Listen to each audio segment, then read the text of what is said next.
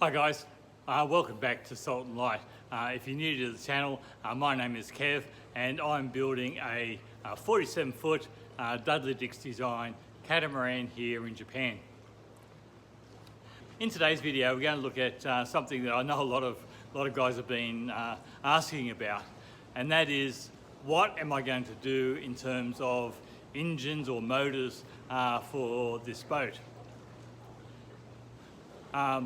So I thought I would address really the evolution of where I started and where I've ended up in terms of coming to a decision in regard to the motors or engines that I'm using for this boat. When I started looking at this design, I initially thought, how good would this be to be able to use electric motors to power this. Now, at that time, back in 2019, it was still fairly new technology for boating and not something that had been widely taken up. There'd been a few boats here and there that had experimented with it. But when I looked at it, I thought, well, you know, in 4 to 5 years' time, when I'm finished, you know, there may be more of an appetite for it. Technology may have improved somewhat in terms of battery storage and things like that. And so I had in my mind to use electric motors, and I really like the idea. My friend Kel in Melbourne, who's building the same boat, he has gone with electric motors, and it is such a neat look. And of course, he's using a diesel DC generator as well. So that was my thinking right from the very start, that I'd use electric motors and a DC generator. And so we proceeded to design, get the boat design and tanks and everything based on those ideas. But we had to change our thinking a little bit the more research that I did. And so we had to move on.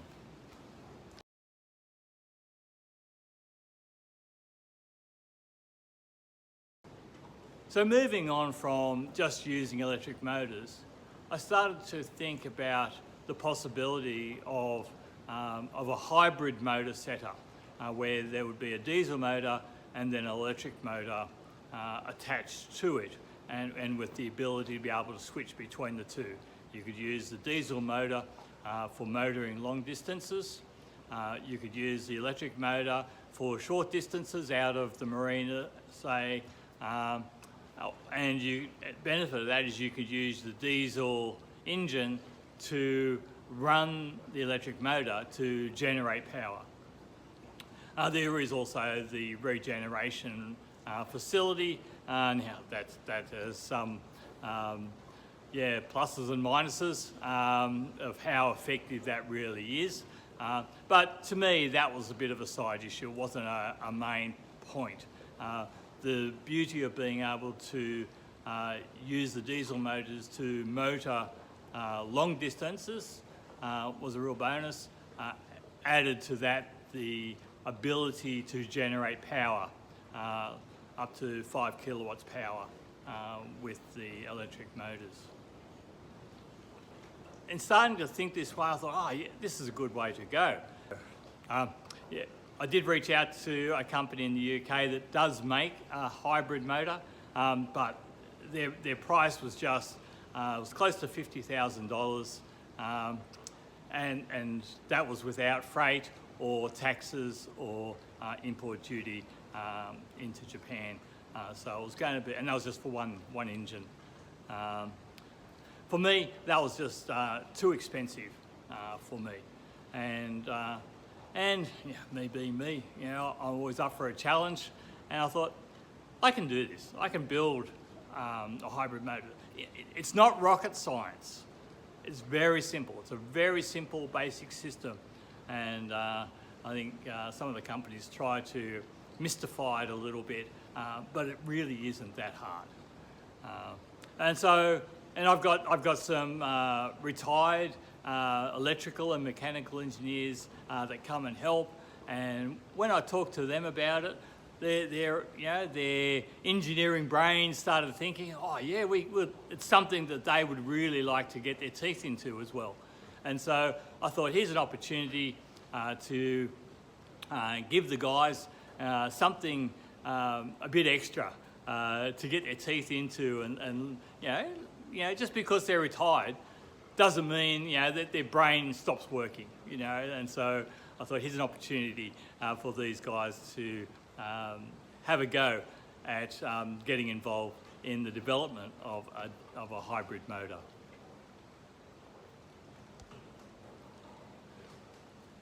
So with that thinking in mind, I went ahead and I purchased, I got a quote for diesel engines. Now, I'm in Japan, of course. Yanmar is a Japanese company, and I thought that every Yanmar motor would be available to me. That's not the case here. There was only two engines, two Yanmar engines suitable for this boat. In fact, one of them, when I said to them that it was a sailboat, they said, "Oh no, that one's not that's not suitable." And so there was only one engine that was suitable for use in a sailboat, and it was a Yanmar 3YM30, so a 30 horsepower motor. Now that's a little bit smaller than what was on the design from Dudley. He initially had a 54 horsepower, the 4JH series. And I spoke to Dudley about it, and he said, yeah, that was a sort of a leftover from the 55-foot version boat. It's probably a bit big for for the 47-foot. So I asked him, would the 30 horsepower work? And he said, yes, absolutely. And it would give me about 8.5 knots of speed, which I was happy with. So I contacted the distributor. It's very windy here today. So I contacted the distributor and got a quote on a diesel engine, and he came back to me with a price, and I said, oh, okay. I said, what about for two? And he said, what? You need two? I said, yeah. Well, it's a catamaran. I need two. He goes, oh, I need to check and see if they've actually got that many. And anyway, he came back a couple of days later, and he said there were two in stock, and it would be more than 18 months before they would be producing any more of these engines. So it was quite imperative that I got hold of these engines right then. So I did. So I ordered those and got a little bit of a discount along the way as well. I also went ahead and purchased two electric motors. Now I've gone with the Thunderstruck 12 kilowatt motor at 48 volts. It's a brushless motor. It's water cooled. The motor controller also fits onto a water cooled heatsink, and so it just ticks all the boxes in terms of what you would need. It was the right size and a real maintenance-free motor, and so I went ahead and purchased those as well. Now Thunderstruck have had some good success in a number of sailboat conversions to electric, so I was quite confident using their product.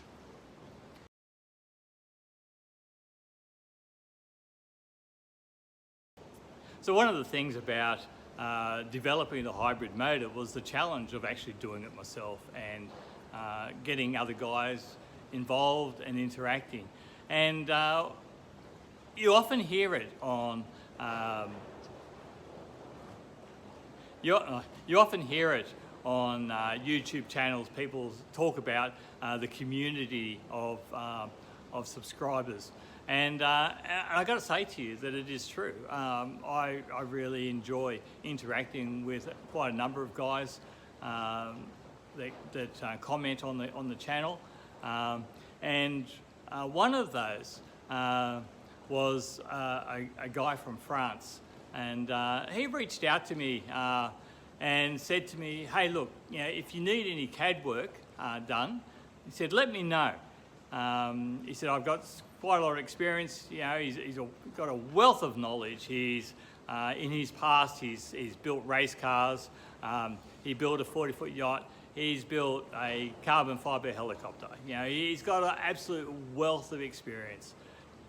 As time progressed, I was like, I wouldn't mind actually. I've got some ideas about the hybrid motor, but I just wanted to run those ideas past someone who had a bit more knowledge.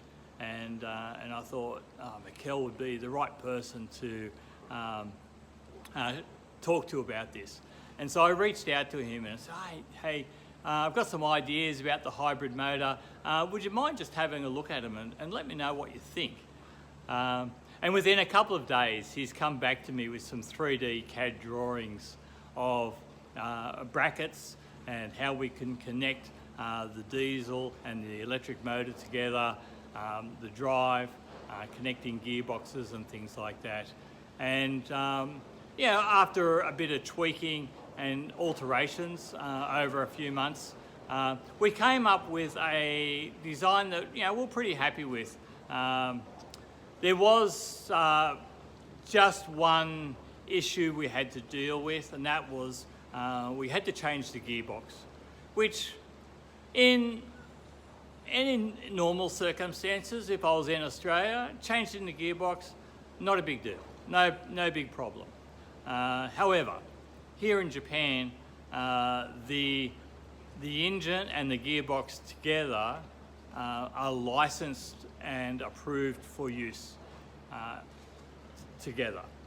You can't just change the gearbox and be done with it. That just doesn't happen.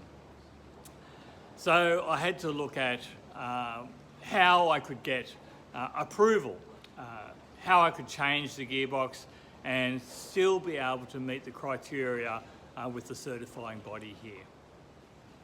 So in order to try and help with getting approval, I thought if I just do it myself, they're not going to look too fondly at that. So I thought if I can get a company to do the alterations for me, then I can say, well, here is gearbox exchange, and we had this company do it, and this is the warranty that they're giving us, and things like that. So I reached out to a company in the UK that was looking at doing some modifications to the bell housing to make an adapter plate to fit the new hydraulic gearbox. We're moving along with that quite nicely, and we were all prepared to send the bell housings to the UK, get them modified, get the gearboxes fitted, and get them shipped back to us. And that's when things started to fall apart a little bit. When I spoke to the company in the UK, I just said, hey, look, I've got this situation with the certifying body. Is there any documentation that you can give me that would just help solidify my case and to help them get across the line with this change in the gearbox? And at that point they went, no, we don't want to do that. In fact, we don't even want to do your job anymore. And it was like, oh no, it's like back to square one. And so I started to have a long, hard think about whether or not this was actually worth it.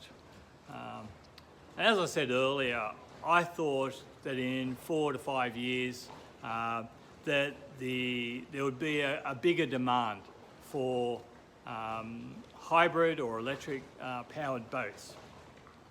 And here we are, we're sort of 5 years on from 2019, and the uptake hasn't really been as strong as I thought it would be.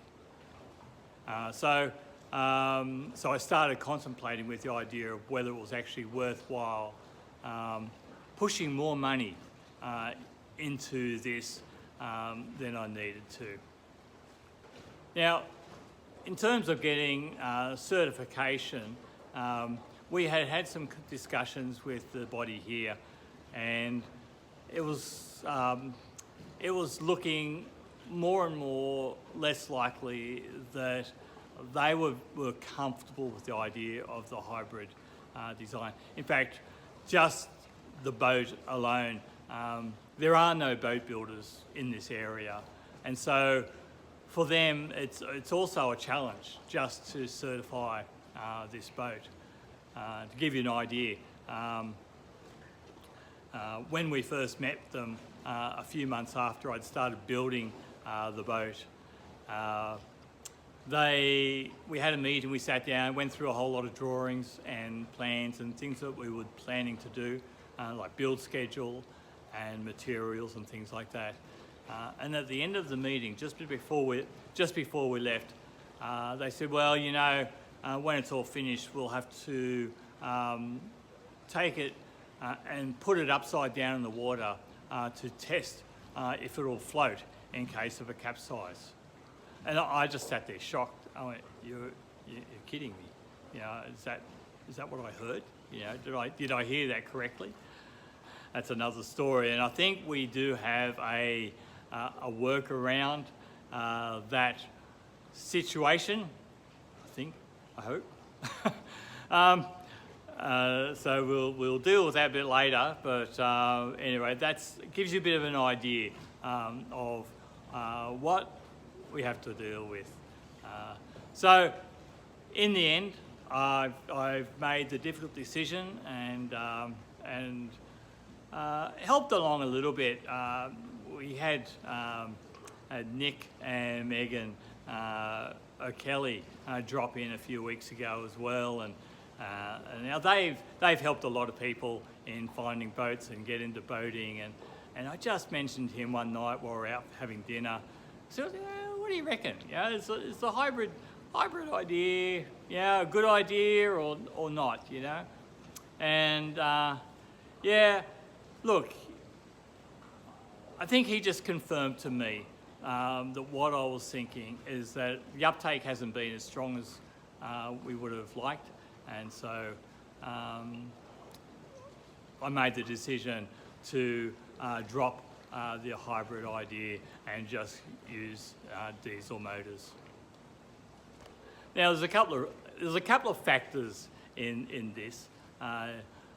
One of which is that, you know, I'm not as young as I used to be. You know, I'm 64 now.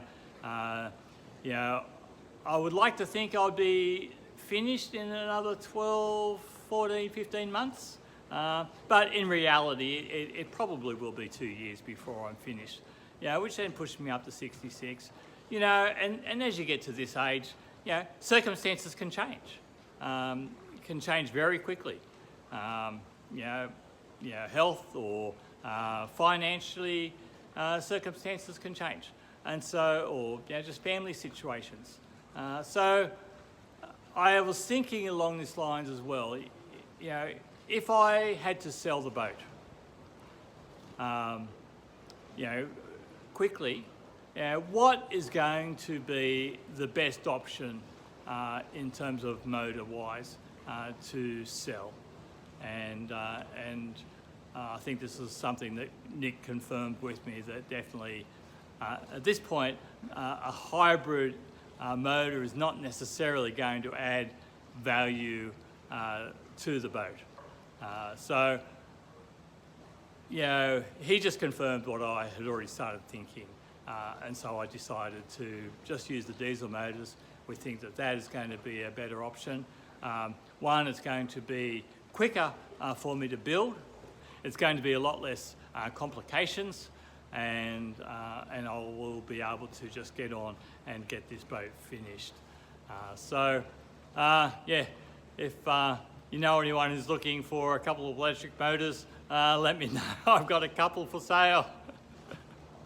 So that's the decision. So I'm using the two Yanmar 3YM30 engines. they are now in. That'll be probably another video where I'll show that, or I may tag it on the end of this. We'll see how it goes. Yeah, so they are now bolted in, and I've started to progress past that. So it's a long-winded video. Hope you enjoyed it. Hope that brings some clarity to my motor engine scenario. We will be changing the alternators on the engine to get a higher output, and also change to a 24 volt output, so to suit the battery. But that'll be another video on the whole electrical system later on. So hope you've enjoyed the video. Hope that brings some clarity to what I'm doing with my engines, and we'll catch you in the next video.